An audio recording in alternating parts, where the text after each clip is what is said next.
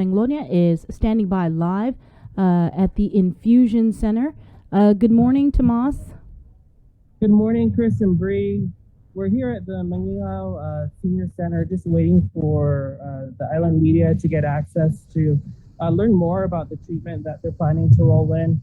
Of course, this is just one of the options after post-exposure to COVID-19 that a lot of people have been looking for, and something that our Daniel Paris has been reporting on throughout the past few weeks, and something that we've also discussed on the Lincoln Link. And so we're still waiting. We're right outside here, braving a bit of the rain that everyone is talking about, and hoping to learn more today from Dr. Cruz himself.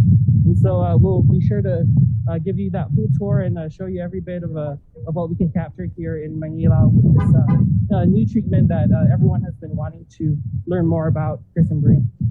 All right, Tomas. Yeah, the monoclonal antibody treatment that he's referring to is RegenCove. And so many of you have been watching our newscast, and of course here on the link, as Tomas mentioned, this treatment is something that the surgeon cell, the PAG, and the doctor have been talking about. And so today we are actually getting a tour inside the facility.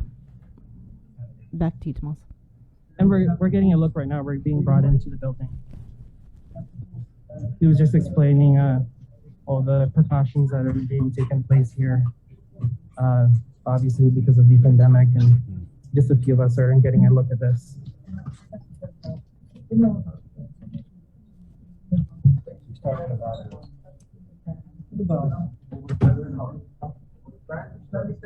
Looks like they still got the Christmas decorations up in there. Do you mind explaining what we're looking at right now? Yeah, so we've just entered, and this is going to be a changing room for our staff who comes here and administers the monoclonal antibody treatment. Here we have some of our task force medical personnel in the guard getting ready with their PPE. So we'll be having gloves, face mask, shields, and then a gown to make sure that there's no contamination with our known positives that will be coming in. We move out into the next room, which is to your right. You'll see the main room where the treatment actually happens at the finish line. So Chris and Bree, they were just mentioning how this next room that we're about to enter is where they will administer the actual treatment. And the room that we just saw was the room that their staff will use to put on the PPE and prepare to administer the treatment, which again, as Mark Scott was explaining, happens right here in this room. All right.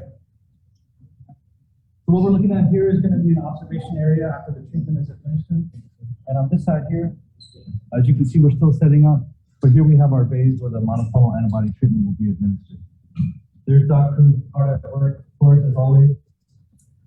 I don't think they have the 7. So from my understanding, everybody that's So Chris and Bree, that's the waiting room and the treatment room right here. One of the most important things to know is that people can't just kind of come here and line up if they want the treatment. It has to happen through a referral process from the provider. Right. So whether it's through your doctor and you test positive and your doctor refers you, or you go to the T-Zen testing site and you test positive and you're deemed high risk by the provider there, which is Doc Cruz, then they'll make a referral for you to come here. Okay. Right. So some of those conditions include being positive, being symptomatic, being over a certain age, being unvaccinated. Those things all increase the risk of severe infection, which is what this monoclonal antibody treatment is meant to protect against. How long is the treatment? So the treatment that we're doing here is called subcutaneous, which in other words just means a shot. It's not an IV that takes a little longer. So there's 2 ways to administer this, the IV and the subcutaneous. This will be subcutaneous, which is just 3 injections. It should only take a few minutes. But after the few minutes of the injections is about an hour-long observation period, just to make sure there's no adverse side effects. And go home. And then, yes, they'll receive some aftercare treatment instructions, which I haven't seen yet. But yeah, so being a known positive, of course you want to protect yourself and your family. Now, if you don't have a safe place at home to isolate, then you can contact public health by calling 311 option 2 and saying, I don't feel comfortable that my home has a safe place for me to isolate. Maybe I have a shared bathroom. Maybe there's just not enough space. Then public health can make arrangements for the isolation facility. And what about those who are vaccinated, test positive, and have comorbidities they cannot avail of this treatment? So it's not that vaccinated people can't avail of the treatment. It's really up to the provider to make the referral. So if you get tested with your provider, talk to that provider, get their recommendation. If they refer you to this clinic, then they'll refer you. Right? So the decision is really on your provider to decide if you're at high risk and should come to this treatment. We heard from some DPHSS officials that this is not an alternative to getting vaccinated. So after this treatment, do we recommend that they get vaccinated? So there is a window of time. This treatment is not for people who, say, for example, are currently fighting like coronavirus to the point where they're on oxygen, right? There are also some other limitations with the vaccine that I'm going to have Dr. Cruz talk about. But you're right, it is absolutely not a substitute for the vaccine itself. It's something totally different. Whereas the vaccine helps your body create antibodies on its own, the monoclonal antibody treatment infuses you with antibodies that were already pre-made, right? Which starts attacking the virus sooner than it would take for your body to make your own antibodies from the vaccine. Yes. But he'll be here in just a moment. You know, he's a hardworking guy. All right, Chris and Bree, we're still on. Just wanted to bring from the start here. So they explained how this is the area where you enter. This area right here, again, we're at the Manglona Senior Center. This is observation and waiting area, and then not too far from that is where the actual administering of the treatment happens.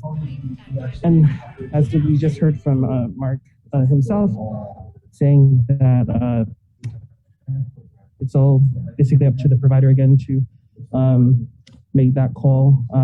And being prioritized right now, of course, are those who may be unvaccinated. And we're gonna get more details on that just in a bit as we wait for Dr. Cruz to re-enter the room. He was here and just left, so we're waiting for his official statements. Chris and Bree.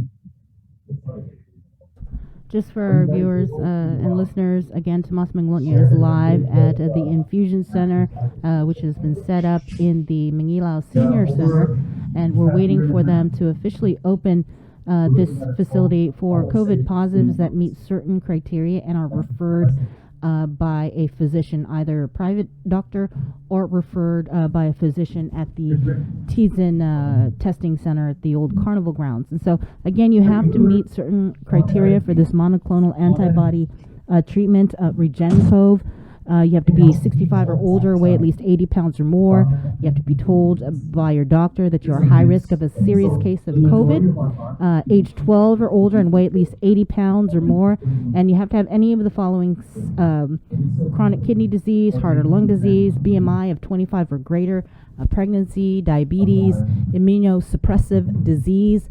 This RegenCove treatment, it is US FDA emergency use authorized. Again, it is anticipated to open either today or tomorrow. There's a team from FEMA that is expected to arrive. Last we heard from Frank Manzel. He is the Region 9 FEMA Public Affairs Specialist. They were expected to arrive tomorrow. So I guess we can find out from Dr. Cruz whether, in fact, maybe they arrived early. Again, that is... All right, I think we have Okay. Dr. Cruz here ready to speak to Island Media. So the governor was saying that they're going to try to get at least 20 an hour. Is that that's the goal? Again, we're just waiting to hear from Dr. Lewis Yesterday Cruz morning, but So far, the pace has been about 20 to get a per day. briefing 20 per from day. him 15 about the 15 to 20 per Infusion day. Center. If we can scale up to 24 hours, that would be great. is that Please make sure you guys the other way. do you have the capability to do 20 an hour? We do. With our combined forces of JMA, QRFC, and now this clinic that's open. Yeah, so it's more hands on there. Want me to stand behind you for support? Yeah, hold my hand like a spirit guide. Okay. One moment. Again, this is Dr. Lewis Cruz.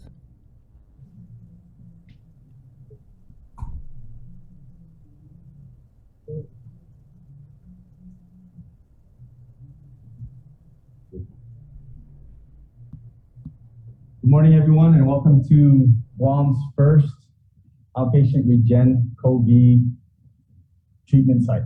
All right, this is in partnership with Public Health, with the Manila Mayor's Office, as well as the Guard and the UOG and GMH, GRMC Hospital.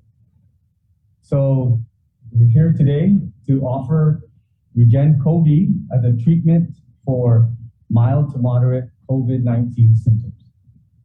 You have to, anybody that's coming through this door is COVID positive, and they have been referred either from the T10 testing site or from their primary care providers at one of the clinics or from the hospitals, right? So they're assessed at the ER, they qualify for this treatment, then the hospitals, the clinics, once the test is positive, and refer them here. All right, we do have a central appointment line, which the numbers will be made available, and they can, the provider, the emergency room, can call the appointment line, make sure that their patient has a slot, and then they show up here at their designated time. Okay, so this is the first day, so we can have we're starting small, maybe about 10 to 15 per hour, but we do have the capacity to scale up to about 20 patients per block, so there'll be a block of 2 hours, okay? And it's all dependent on supply. Right now, we do have 250 doses. I think they used some already from Palau, so about 250 that is available at this time, and that we can give to the patients that are referred here.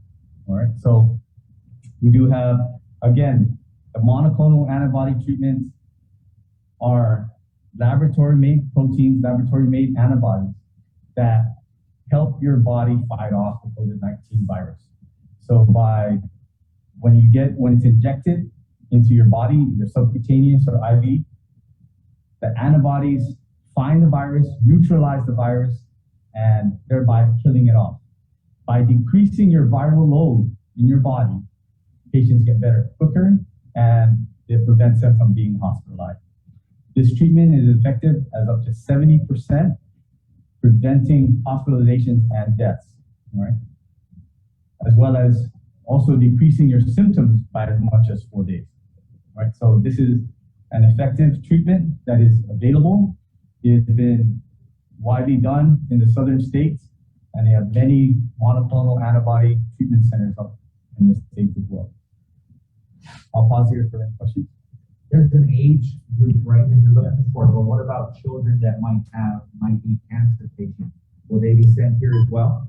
No, so there is a 12 and above, or you have to weigh more than 88 pounds.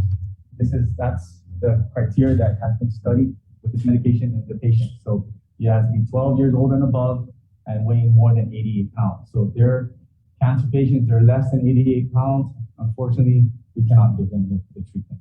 So it would be better actually to be at the hospital for those patients to be closely monitored. Can you quickly walk us through how they would be sent here? They would, let's just say they go to the testing site, they test positive, and then what's the next step from there? So we do have my counterpart, Dr. Bob Dunguero, and also the Guard support, where they are identifying those high-risk patients. If they are positive, they can talk to them about the monoclonal antibody treatment, specifically Regen COVID, because that's the only one that can be given subcutaneous, and they're going to refer them here to the Manglona site. So they would either call directly and say, okay, we're referring a patient is coming now. If a slot is available now, we do have some slots available for walk-ins. So if they're needing treatment right away, we can accept that patient at the Manglona site. And this is really for people that don't need to be hospitalized at this point, because you will determine that when they show up and test positive. Correct. So the testing site is also assessing them to see that they're not sort of looking really ill, that they need to go to the emergency room. But if they come here, we're going to assess them and make sure that they don't meet admission criteria. So making sure that their oxygen levels are still high, making sure that they meet the criteria and are eligible for this treatment. And we'll make that assessment. If they are needing oxygen, then they do not qualify for this treatment. If their oxygen levels are 94 or below, we will send them to the emergency room where they can get more appropriate treatment, and that's better handled at the hospital. Dr. Cruz, just two questions. Just wanted to ask about in this pandemic, everyone's worried about a shortage. We're seeing some states like Tennessee already grapple with this antibody treatment shortage. Yes. Can you speak to that, and if that's a legitimate concern here? Okay, so yes, it is. Depending on the demand, people are getting this more if we're still going through that surge, and that, of course, the supply will be, always tenuous. But we have 250 doses now. We're expecting more this week, up to 400 doses. So hopefully those shipments come in and they're viable and they're not outside the temperature range. So we're trying to make sure that the shipments are coming in and that we're tracking. I just wanted to ask a question we asked Mark at the top here about a person who is vaccinated and has severe comorbidities. Would they be able to also get this treatment, or is it just for the unvaccinated at the moment? No, so this is for people that are high risk of becoming hospitalized or getting severe disease, right? So whether you're unvaccinated or vaccinated and you fit those criteria and you are high risk, then you can get the treatment. Okay, so as we're seeing in the hospitals where half of them are vaccinated, right? We could have possibly prevented those vaccinated people from getting hospitalized, and as well as those unvaccinated people, right? So when we started identifying high-risk patients at the TZN site, we've already treated over 100 patients at the GRMC IV Infusion Center, right? So that's potentially 100 people that were prevented from being hospitalized or even dying. And not sure we touched on this, but DPHSS received the treatments of REGEN-COV yet? Yes, they have, right? So we have 300 doses that came in on Monday morning. I know the hospitals have been giving some, so we have about 250. And again, this has been GMH, GRMC have been giving the monoclonal antibodies in their emergency room for their patients that show up that are qualified or that are eligible. Okay, so this is not, but what's different about this center is that this is more accessible because we're giving it in a different manner, which is subcutaneous, and that's more efficient. It is a faster process, but still very safe and still very effective, right? So we're giving them the treatment, the injections here in the rooms, in the stations, and then they're monitored in the waiting room for an hour, making sure that there is no reactions.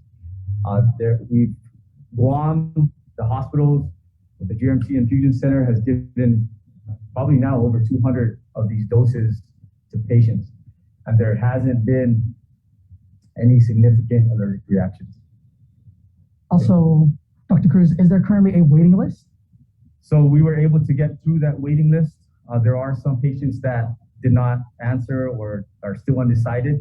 We will continue to call those patients and see how they're doing, and if they're not improving, to make sure that they come in and get the treatment. Again, this is for mild to moderate symptoms. The earlier you get the treatment, the better, to prevent you from being hospitalized. Don't wait until your symptoms are getting worse, where it's going to be too late and you don't qualify, you're not eligible for the treatment and you need hospitalization. So that's why we're encouraging everybody as we have the supply now. We want to prevent more dead on arrivals. We want to make sure that everyone has access to this treatment. And please go to the testing site, see your primary care doctor, to get referred here to the treatment center if you are having COVID symptoms and you are COVID positive. Dr. Cruz, we're probably expecting obviously people with COVID who are positive, might be older folks be feeling under the weather. Any tips about precautions they could take? Should they have someone to drive them here, anything like that? When they come down, are they going to be experiencing any symptoms afterwards, things like that? Right. So if one family member is allowed to accompany the patient, just understanding that family member knows that this is a COVID positive facility, right? If that family member, if they're in close contact, they're possibly COVID positive or getting over that illness, and just as long as they understand the risks coming into this facility, we'll make sure that there's proper PPE available to them. But people have gotten the treatment, felt better, and able to to drive home on their own. There haven't been any really serious reactions, and I'm following up with these patients from the Infusion Center. They feel a lot better that night or even the next day. I mean, some of them with uncle have said the next day they feel 80% better and they're ready to go back to their usual activities of exercising and swimming. I said, hold on, make sure that you're fully recovered and make sure that you still are required to do your isolation period. I know there were a few facilities that were going to be standing up. I think we heard 3, then we heard 4. How soon are those going to be on board? Well, I think it all depends on the demand, right? So and then the supply as well. So if we're seeing an increased demand, then we're going to be able to try and stand up more sites. We do have those sites identified, and the FEMA monoclonal antibody team will be here hopefully this weekend, and we can work with them to identify more sites if necessary. Where are we expecting those to be at this time? It's still in discussion, possibly opening up a Blue Med tent at the TGen testing site to treat those that are identified right then and there. We just need the electrical issues to be put in place. And then other sites down south with the other senior centers, I think Agate was identified as one of them, where we can open another treatment center up. Hey guys, let's open up the clinic to the public in maybe 20 minutes. So 1 or 2 more questions, and then we'll let them start. Yeah, I just wanted to ask here if FEMA's here yet, and if they're still helping, and also just because we're crunching on time, hours and day of operations and any more facilities. Right, so I should answer the facility question. Okay. And then this will be open from Monday through Saturday from 9 a.m. to 5 p.m. And the FEMA team? And the FEMA team is, I said earlier, they're coming. Hopefully they're coming this weekend. We're still tracking them, coming in either Friday or Saturday this week. And then with the treatment, UHS says anybody that has COVID is 10 with no symptoms, right? With this treatment, are we still looking at 10 days isolation and then no symptoms, and then you're good to go? So let me be clear on this. You still need to complete your isolation period, which is 10 to 14 days. All right, this helps you feel better faster and helps prevent you from being hospitalized or even dying. So it doesn't change anything else with the isolation period. So you still need to isolate for 10 to 14 days. One last question, Dr. Cruz. There's only 3 beds here. Are you planning on setting up more? Right. Again, the demand is there and we have enough supply. We will probably set up more sites to be open, right? This is safe right now with the 3 beds. And of course, if we need to expand, we can expand. And can I just get a photo off to the bed? I mean, do you want our staff with all PPEs on and ready? Whatever works. I think that'll be the best photo op. Yeah. Over here, we have a Major Apro, Nurse Apro. And she's going to be waiting for them here. So this is how it's going to be right there. You're going to come in, get assessed, and then when they're ready for the injection, this can close them. There's a photo op right there. Okay, ready? All right, and then it's going to be.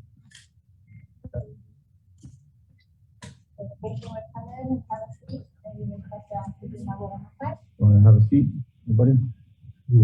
Great. Yeah. Go ahead. We'll check their oxygen level.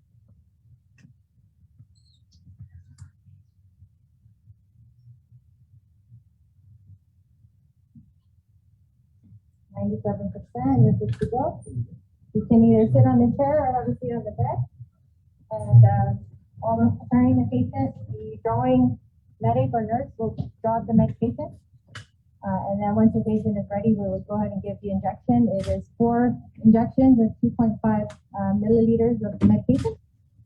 And then once they're done, they can go ahead and exit. We have a post-observation form with information so they know what to do and how things are going to be for them after their medication is given. And then they'll sit with us for an hour in observation. If everything is well, they can go ahead and exit by themselves or with their family. Should they run into any problems, we have on-site emergency equipment, epinephrine pen, and other oxygen and other emergency needs while we call 911 to bring them to the hospital if needed.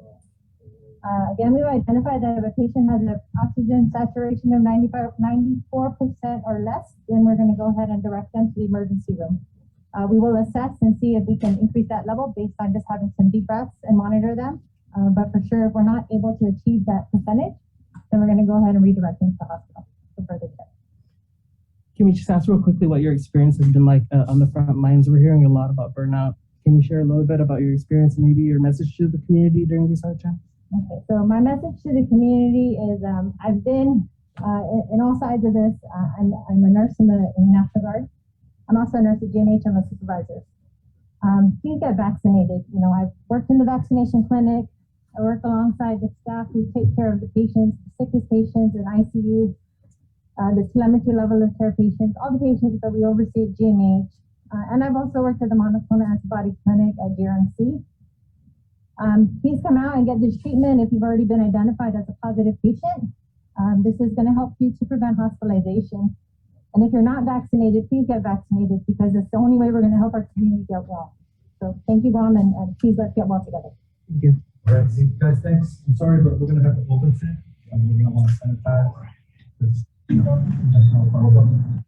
Thanks all for coming. All right, Chris and Bree, of course, we're going to head out to have these frontliners do, their work, holding the line as our Daniel Paris has been reporting again. One last look at the observation area and again, the area of treatment.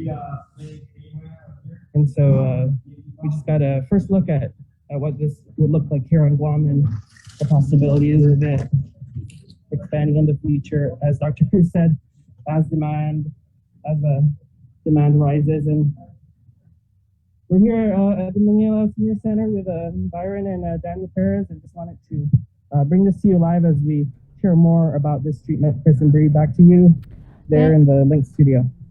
Thanks a lot. That was Tomas Manglona live at the Infusion Center. I believe it is going to be opening today at 9 a.m.